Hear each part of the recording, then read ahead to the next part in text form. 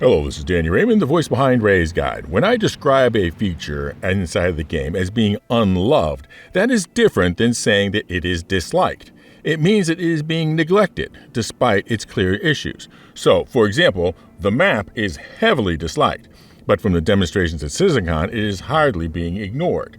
But this is a feature whose limitations have been ignored for years to the point where we used to talk about it, but even the players have come to ignore its problems. I mean, when was the last time you heard somebody say that they really ought to do something about the chat system? Yes, I'm talking about the chat system. And it's not as if the in-game communications are unimportant. When I surveyed some org leaders about what they needed for org tools, I found that their expressed needs varied greatly depending on the size and type of the organization they had. With one exception, they all wanted better in-game comms. So you might be wondering if I am talking about the VoIP system or the text chat system. And the answer is yes. Because honestly, you aren't ever going to have good in-game communications if some are using one way and others are using another. So let me set out my parameters for this proposal. First, I should be able to communicate in whatever form I find works for me. If I prefer talking, I should talk. If I prefer typing, I should type. I shouldn't have to feel like I have to use one method based on what the recipients are using. Similarly, if I want to listen to my inbound communications, I should be able to listen to them. And if I want to read them, I should be able to read them. Again, irrespective of what form the sender used. This ability to send however I wish and receive however I wish also applies to languages. I know I've said I don't expect there to be a global shard anytime at all, but I live in Los Angeles.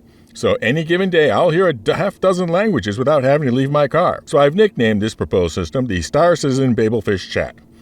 Third, although there could be a mobiGlas app for it, Star Citizen Babelfish Chat is primarily a second screen application, whether that is a second screen on my computer, a phone, a tablet, or even a second computer.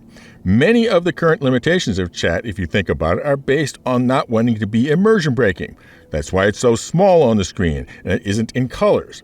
The use of chat as a second screen application allows all of that, but raises the possibility of a minimally logged in mode. In other words, I would still have to sign into the game, but my character does not actually have to be instantiated. They would be presumed to be wherever my hab is, but really not doing anything but in my hab sitting at the desk communicating. The ability of leaders to be communicating both with players in the game and not, and whether they themselves are in the game or not, is a huge benefit to event planning. Fourth, it should help rather than hindering moderating player behavior. And fifth, it should be extensible. Now, despite this being written to get CIG's attention, I do not think that this should be developed by CIG.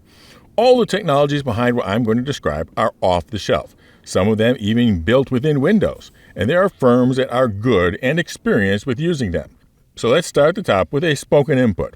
When you press the push-to-talk button, the system buffers what you are saying until the button is released. Because chat is intended for short messages and you don't want somebody hogging the channel for tactical benefit, the buffering is cut off after, say, 5 seconds or so with a chirp. Now, the first thing that happens to the buffered voice audio is that it goes to a speech-to-text parser on the local computer. Join lines of text that I might have typed into the chat app. Both go through a command processor that essentially looks at the first word in the typed or translated text. If the word is radio, a word that I picked because it's pretty much the same in almost all languages, then the remainder of the typed or spoken command is used to change a setting on the comm system itself, in particular what the active channel is, and whether the channel should be muted or unmuted. There would be command buttons on a chat app for this too, but there should also be the ability to control the comms application simply with voice or keyboard. The second trigger word is emote, which is fairly self-explanatory. The word emote is replaced with /character and the results are passed to the emote subsystem. But it means I can simply say emote salute, or emote wave, or emote dance. The third keyword spoken or typed is command. This is broadcast locally and has two forms. The first is that certain words following the command are taken to as instructions to the AI crew, such as command battle stations or command abandon ship. The second is that you can create additional commands and tie them to key bindings. So, for example, you could create command request clearance or command landing gear or anything else, creating essentially a bare bones voice command system inside the game itself. Finally, there are messages that are just messages and don't have any keyword at all. These and some of the commands go into the Babelfish app screen so that you have a single text log of everything, whether said or typed. Then they go to a data packager, which puts together the text, whether typed or spoken, the buffered voice clip if it was spoken, and then the system settings for the language of the client computer, the intended chat channel, and optionally, one more thing, an icon of the face of your character as they are right now in the game. The package goes across the wire to the server. The server puts the text part of the package through a Terms of Service violation scan for the purpose of identifying and collecting data on persistent chat trolls. Again, I say persistent chat trolls. It's actually quite hard without some sort of automated system to track down a persistent chat troll because it takes sifting through large quantities of text and voice clips.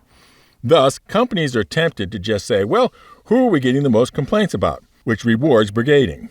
Thus, with a system like this, when you do punish a chat troll, you have a full list of their own words to back it up, rather than just how many complaints were logged.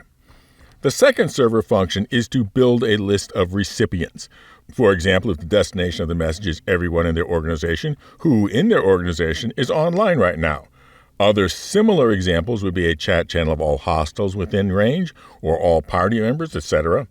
The message is then forwarded to the various clients. At each client, the inbound message is checked against what the user has selected as their known languages. If it is not among the user's known languages, the system translates the text into the user's preferred language and strips the audio content, since it is not understandable anyway. The text then goes through an optional foul language detector. The detector is configurable for strong filtering, weak filtering, and no filtering. If the presence of this feature seems over the top, remember that not all of us are playing alone. I'd rather not have to explain to my son where my granddaughter learned those words. If the foul language detector is active and is triggered, the words are removed from the text and the audio content is cleared since it will have to be regenerated anyway. The final text is then sent to any local screen running the Babelfish chat application. Text is written to the app even if you are wanting to receive messages via audio for confirmation and logging, in case, for example, you didn't understand their accent.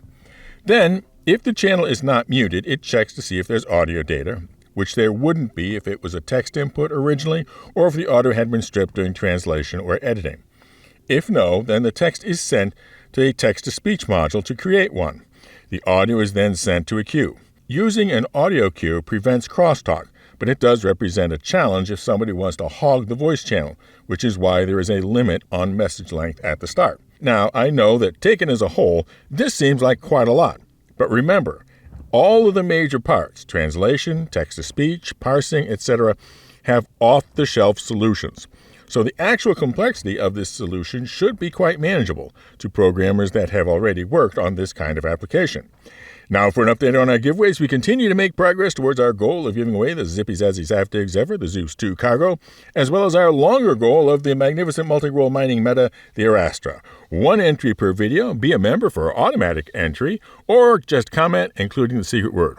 Or subscribe and comment including the secret word. And the secret word for this video is my nickname for my proposal. Fly safe, keep it real, and I'll see you in the verse. This is Danny Raymond for Ray's Guide.